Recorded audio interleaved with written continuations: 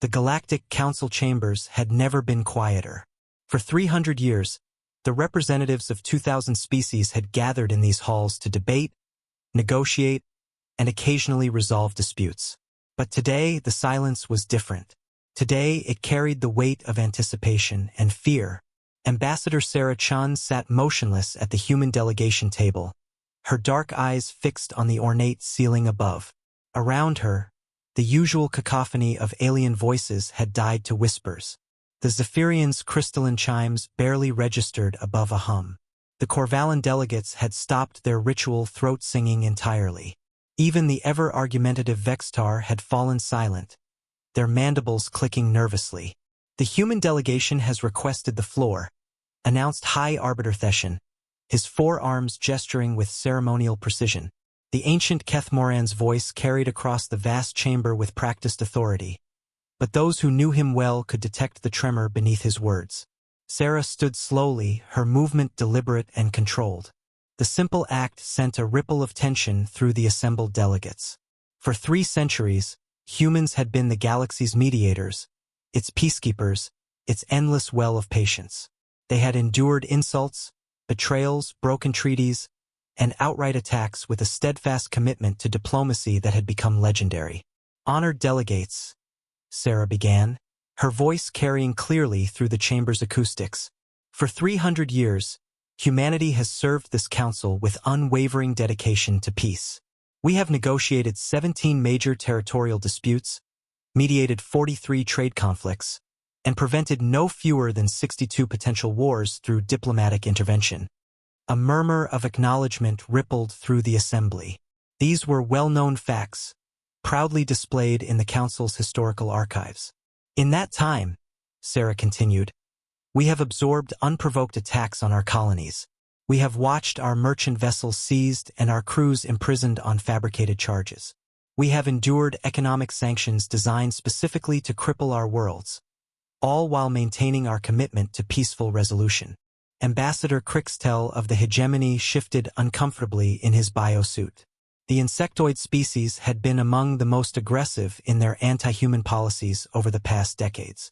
We have been called weak. Sarah's voice hardened slightly. Cowardly. Subservient. We have been told that our commitment to peace makes us unfit for the realities of galactic politics. The chamber had become so quiet that the gentle hum of life support systems seemed deafening. Today, that patience has reached its end. The words hung in the air like a toxic gas.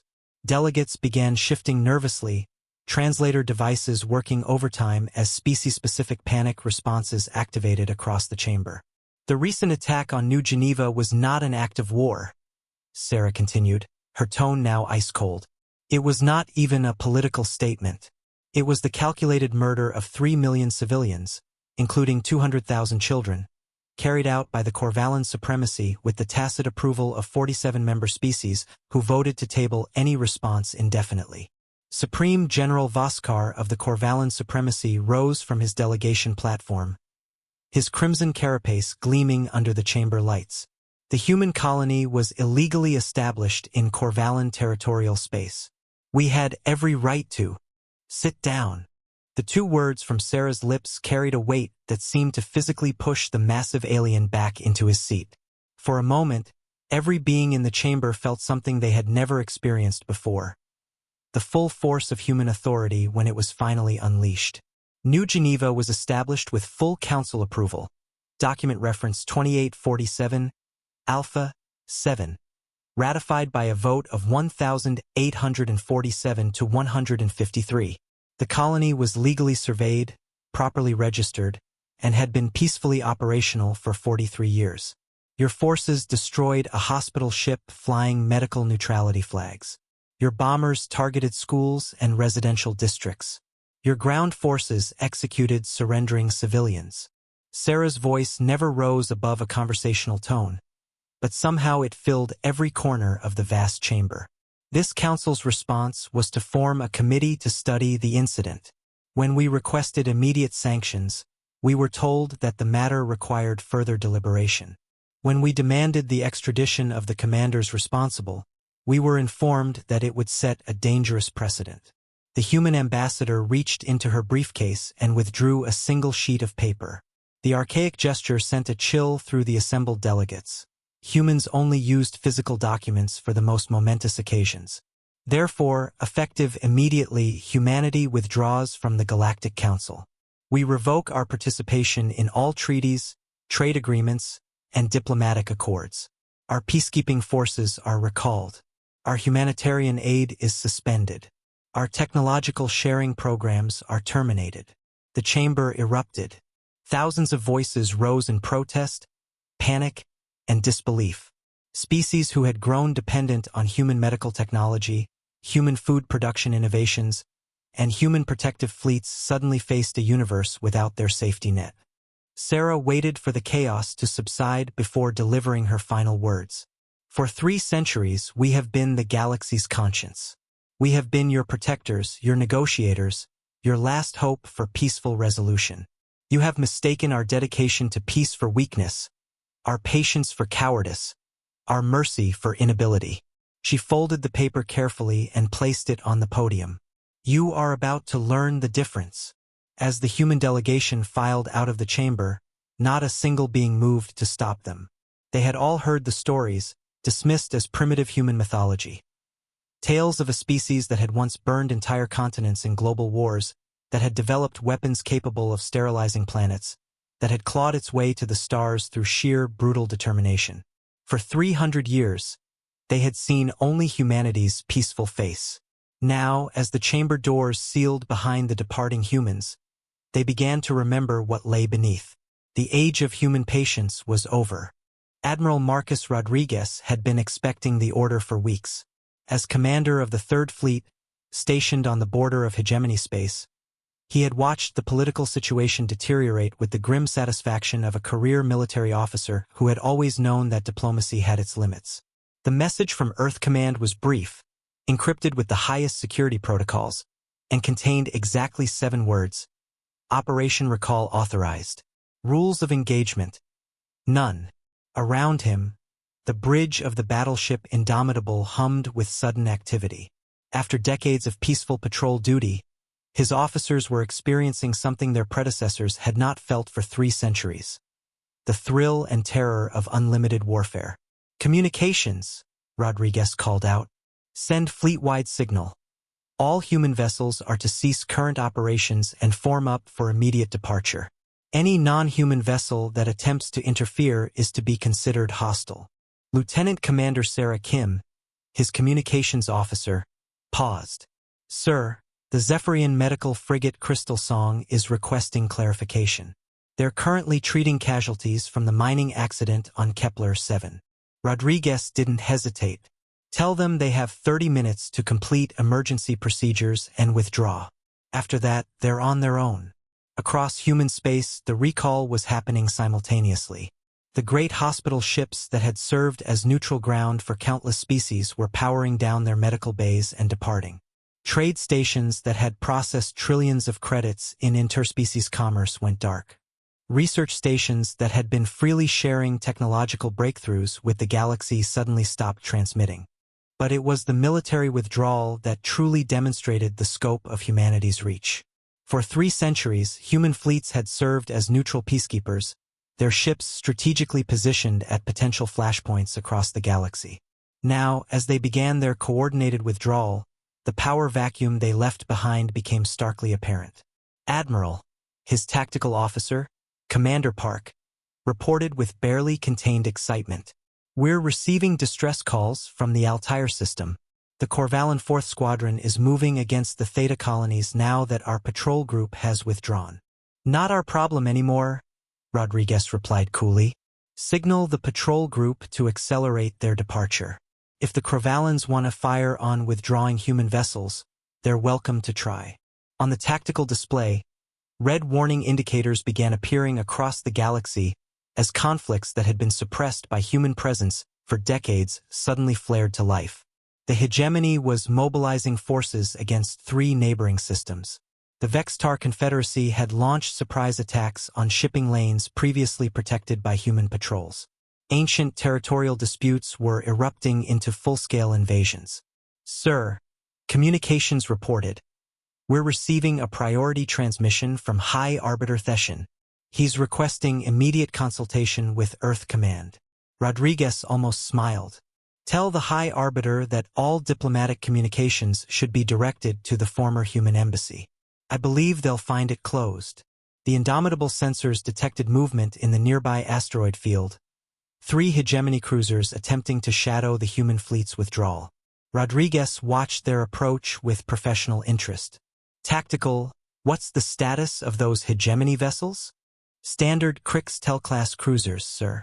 They're maintaining what they probably think is a safe distance. Probably think? Commander Park's grin was predatory. Their shields wouldn't stop our main guns, and their weapons can't penetrate our armor. They're essentially throwing rocks at a tank. Rodriguez nodded.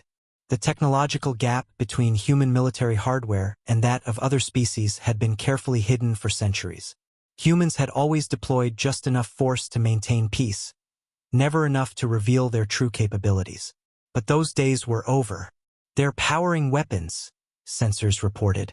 Looks like they're trying to intimidate us. Signal to hegemony vessels, Rodriguez ordered. This is Admiral Rodriguez of the Third Fleet. You are interfering with the withdrawal of human forces. You have 60 seconds to change course or you will be fired upon. The response came quickly. Crixtel's translator produced the clicking, aggressive sounds of hegemony battle speech. Human cowards flee. Your reign of weakness ends now. Rodriguez checked his chronometer. 50 seconds remaining. On the tactical display, the 3 hegemony cruisers spread into attack formation, their weapons charging to full power. In the distance, other alien ships, neutral observers, positioned themselves to witness what they assumed would be humanity's first military defeat in 3 centuries. 30 seconds. Sir, Commander Park said quietly. We could disable them without casualties. No, Rodriguez replied. They wanted to see what we're capable of when we stop playing nice. Let's show them. 10 seconds. The hegemony cruisers fired simultaneously, their plasma cannons sending brilliant streams of energy toward the human fleet. The attack was textbook perfect, concentrated fire on the lead vessel, designed to cripple human morale by destroying their flagship. The plasma streams struck the indomitable shields and dissipated harmlessly. Return fire, Rodriguez ordered calmly. Full spread. The human battleship's main guns had never been fired in anger. For 3 centuries, they had served as deterrents, their true destructive capacity known only to human military engineers. When they fired now, the energy release was visible across 3 star systems. The 3 hegemony cruisers didn't just explode.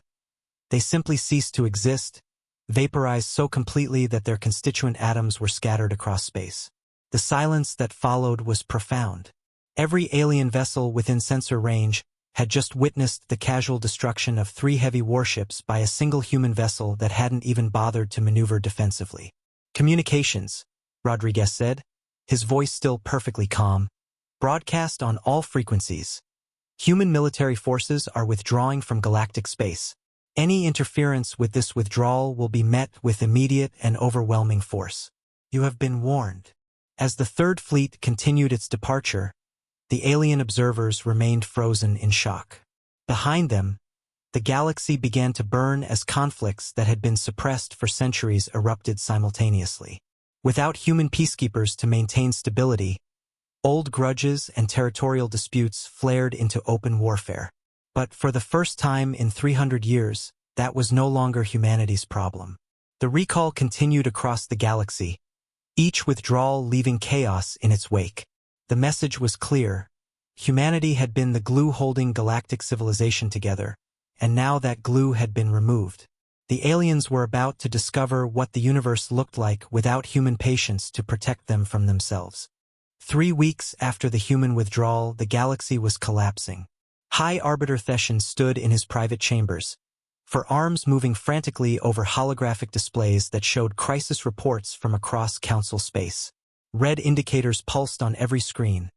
Systems under attack, trade routes severed, entire species locked in brutal conflicts that had been dormant for centuries. His aide, a nervous Vextar named Clicktes, scuttled through the door carrying another stack of emergency reports. High Arbiter, the situation continues to deteriorate. The Corvallan supremacy has seized 6 more systems, the hegemony is blockading the Rigel sector, and the Theta colonies are reporting widespread famine after their supply ships were destroyed. Thession's elongated skull bobbed in what humans would have recognized as exhaustion. What response have we received from Earth? None, High Arbiter. All human communication channels remain closed. Our ambassadors have been refused entry to the Sol system. The few human merchants still in neutral space claim they have no authority to negotiate. A new alarm chimed, and another display materialized showing the Altair system. What had once been a thriving trade hub was now a field of debris. The Corvallan 4th Squadron had swept through the system like a plague, destroying everything that couldn't defend itself. Where were the system defense forces? Thession asked. Destroyed in the first wave, High Arbiter. Without human peacekeeping vessels to supplement their defenses, the local militias were overwhelmed in hours. Thession closed his primary eyes in what his species used as a meditation pose. For 3 centuries, the Council had operated under the assumption that galactic civilization was inherently stable. Wars were local affairs, quickly mediated by human diplomats. Trade disputes were resolved by human arbitrators. Technological advancement was shared freely through human research networks. They had never realized that humanity hadn't been participating in galactic civilization. They had been creating it. Sir, Clictes interrupted nervously.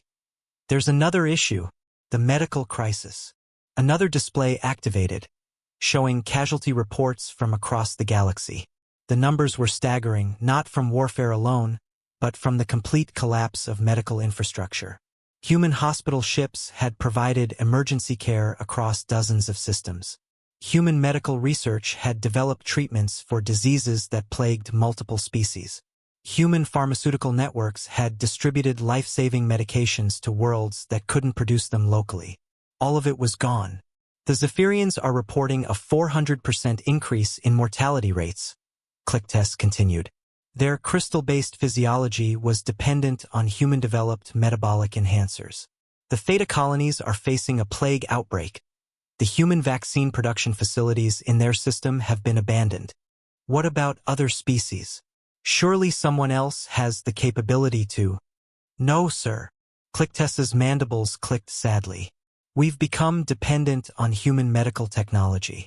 Our own research programs have been dormant for decades. Most species eliminated their pharmaceutical industries when human medications became freely available. Thession opened his eyes and stared at the chaos surrounding him. A thought that had been lurking in the back of his mind for weeks finally crystallized into terrifying clarity. Clictes, he said slowly, bring up the historical records. I want to see the military deployment reports from before human contact. The displays shifted, showing archive data from 4 centuries ago. Thession studied the numbers with growing horror. Before humanity joined the galaxy, the average council member maintained military forces comprising 15 to 20% of their total population. Standing armies, defensive fleets, military-industrial complexes. Every species had been prepared for constant warfare. Now show me current military capacity. The numbers were devastating. After centuries of human peacekeeping, most species had reduced their military forces to less than 2% of their population. Why maintain expensive armies when humans would intervene to prevent any serious conflict? Why build weapons when human technology was so advanced that resistance was futile? They've disarmed us, Thession whispered. Sir, the humans. For 3 centuries we thought they were weak. We thought their commitment to peace made them vulnerable. But look at these numbers, Clictes. Look at what they've done. His aide studied the displays with growing comprehension. They've made us dependent. More than dependent. They've made us helpless. Every time a species built up military forces, humans would intervene diplomatically, offering better solutions. Every time a conflict arose, they would negotiate resolutions that made further armament seem wasteful. They've systematically dismantled our ability to defend ourselves. A new alarm sounded, this one carrying the deep, resonant tone reserved for catastrophic emergencies. The main display showed an image that made Thession's blood freeze. A human fleet, massive beyond anything he had ever seen, emerging from hyperspace at the edge of Council territory. Analysis, he commanded. Sir, we're reading over 2,000 vessels. Ship classifications are unprecedented. We have no comparative data for most of these designs. Energy signatures suggest weapons and defensive systems far beyond anything in our databases. Thession stared at the display in growing horror. The human fleet wasn't just large, it was clearly designed for one purpose: total warfare. These weren't the peaceful patrol ships that had guarded galactic trade routes. These weren't the hospital ships that had provided humanitarian aid. These were warships, pure and simple, and they were unlike anything the galaxy had ever seen. Sir, we're receiving a transmission. The display shifted to show a human face. Female, middle-aged, with cold eyes that seemed to look directly through the screen. Thession recognized her from historical records. Admiral Elena Vasquez, legendary commander of the human First Fleet and architect of humanity's defensive strategies. High Arbiter Thession, she said without preamble. I am Admiral Vasquez of the First Fleet. You are receiving this message because our intelligence indicates that you personally voted against sanctions following the New Geneva massacre. Thession's translator struggled with the nuances of human speech, but the meaning was clear. This was not a diplomatic communication. For 3 centuries, Vasquez continued, humanity has served as the galaxy's guardian. We have prevented wars, treated diseases, mediated disputes, and maintained peace. In return, we have been betrayed, attacked, and dismissed as weak. The Admiral's expression didn't change, but somehow her words carried increasing weight. That era is over. Humanity is implementing what we call the Darwin Protocol. Simply put, we are allowing natural selection to resume in galactic politics. Species that can adapt, defend themselves, and maintain civilization without our assistance will survive. Those that cannot will provide an object lesson for future generations. Thession felt his legs weaken. They're going to let us destroy ourselves. The First Fleet will remain at the boundary of Council space, Vasquez continued. We will not intervene in any conflicts. We will not provide aid to any species. We will not engage in diplomacy or negotiation. We are here for one purpose only: to ensure that no species survives the coming chaos with sufficient strength to threaten human worlds. The transmission ended, leaving Thession alone with the terrible reality of humanity's true plan. For 3 centuries, they had not been protecting the galaxy out of benevolence. They had been creating the conditions for this moment. A galaxy so dependent on human support that their withdrawal would trigger complete civilizational collapse. And now they would simply wait and watch while 2,000 species destroyed themselves in the chaos that followed. The humans hadn't lost their patience. They had been planning this for centuries. 6 months after the human withdrawal, Ambassador Crixtel of the Hegemony sat in the ruins of his once magnificent embassy, frantically trying to establish communication with anyone who might still possess authority in the dying Galactic Council. Around him, his staff worked desperately to coordinate what remained of Hegemony space. 17 systems reduced to 7, his proud fleet scattered or destroyed in a dozen hopeless battles. The irony was not lost on him. The Hegemony had been among the most vocally anti-human factions in the Council, constantly deriding humanity's peaceful approach as weakness. Now, as his civilization crumbled around him, Crixtel would have given anything for just one human mediator to negotiate a ceasefire with the Vextar forces that were systematically destroying his remaining worlds. His communications officer, a young Hegemony warrior whose carapace still bore the green tinge of youth, approached with visible terror. Ambassador, we've received a response from the Theta Coalition. And they refused to negotiate, sir. Their exact words were, "Let the insects burn with the rest." Crixtel's mandibles clicked in what humans would have recognized as bitter laughter. The Theta Coalition, a minor alliance of peaceful trading species that the Hegemony could have conquered in days during the old era. Now they had somehow acquired Corvallan military technology and were using it to conduct what could only be described as genocide against his people. What about the Zephyrians? They were always reasonable. Dead, sir. The entire species. The crystal plague spread through their homeworld 3 weeks ago. Without human medical intervention, the young warrior's voice trailed off. Another species extinct. Crixtel had stopped keeping count after the number passed 30. The galaxy was consuming itself with a fury that made the ancient wars seem like diplomatic disagreements. Without human peacekeepers to enforce ceasefires, conflicts simply continued until one side was completely annihilated. A new alarm sounded, indicating incoming ships. On the tactical display, Crixtel saw something that made his complex stomach churn. A massive Corvallan fleet dropping out of hyperspace, their weapons already charging for bombardment. "Sir," his defense coordinator reported, "they're not even bothering to communicate. This is an extermination run." Crixtel looked around his embassy, at the young warriors who had followed him in hopes of finding a diplomatic solution to their species' destruction. These were the best and brightest of the hegemony, individuals who had spent their lives believing in the superiority of their civilization. Now they were about to die because they had never learned how to properly fight a war. "Open a channel to the human fleet," Crixtel ordered. "Sir, you heard me. Open a channel to the human fleet at the boundary." His communications officer worked frantically at the controls. After several minutes, a human face appeared on the screen. Not Admiral Vasquez, but a younger officer with cold, professional eyes. "This is Commander Torres of the Human Observation Fleet. State your business." Crixtel had rehearsed this conversation in his mind for weeks, but now that the moment had come, words failed him. How do you beg for mercy from a species you had spent centuries dismissing as inferior? "Commander Torres," he began, his voice carrying every ounce of dignity he could muster. "I am Ambassador Crixtel of the Hegemony. We formally request human intervention to prevent the genocide of my people." The human officer's expression didn't change.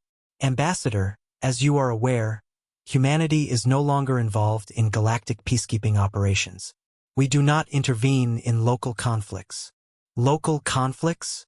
Crixtel's voice cracked. "Commander, half the galaxy is dead. Entire species have been wiped out. This isn't a local conflict. This is the end of galactic civilization." "I understand your perspective," Torres replied with clinical detachment.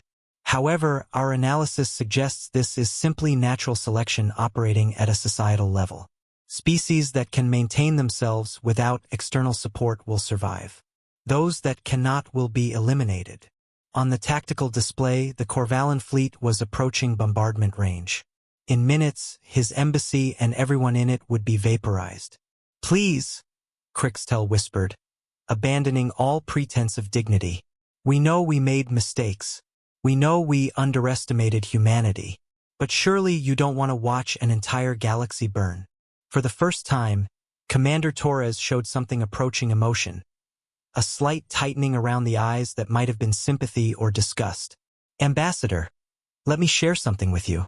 For 3 centuries, humanity lost an average of 10,000 civilians per year to attacks by Council member species.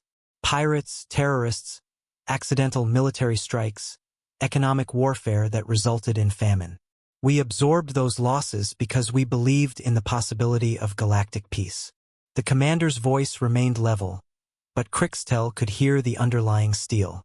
"The new Geneva massacre killed 3 million humans in a single day. When we requested justice, the Council voted to form a study committee. When we demanded sanctions, we were told it would set a dangerous precedent. When we asked for the extradition of war criminals, we were informed that sovereignty must be respected. But that was different." "No, Ambassador. That was exactly the same. For 3 centuries, we've watched this galaxy commit atrocities while hiding behind diplomatic immunity and procedural delays. We've seen species like yours build military forces specifically designed to prey on the weak, then claim victim status when faced with consequences." The Corvallan fleet reached firing position. Energy readings spiked across the tactical display. The humans of New Geneva were protected by every treaty, every law, every diplomatic convention the Council claimed to uphold, Torres continued. They died anyway because this galaxy has never actually believed in peace, only in the convenience of having humans enforce it. "Commander, please." Goodbye, Ambassador Crixtel.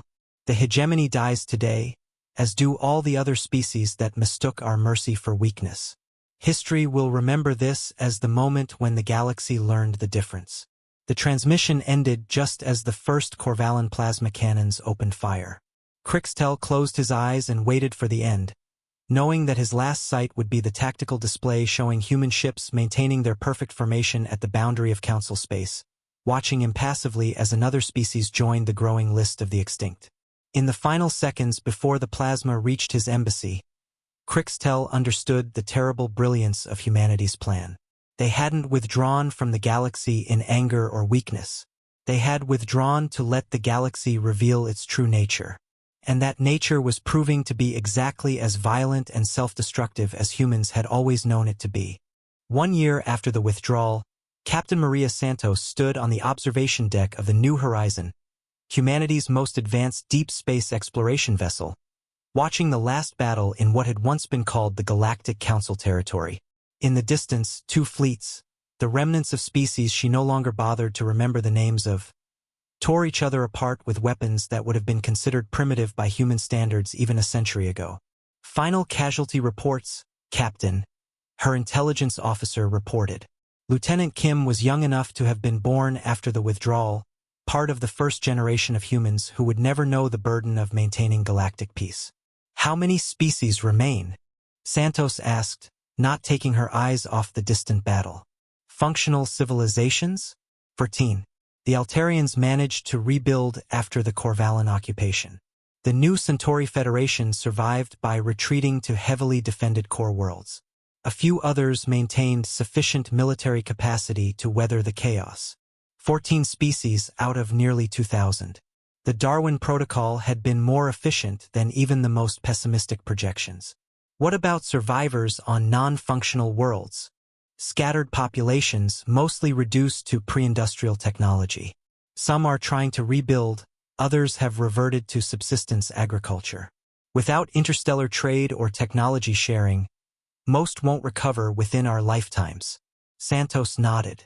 The great galactic civilization that had once spanned tens of thousands of worlds now existed only in archived records aboard human ships. Everything else was ruins, graveyards, or primitive settlements struggling to remember how to smelt iron.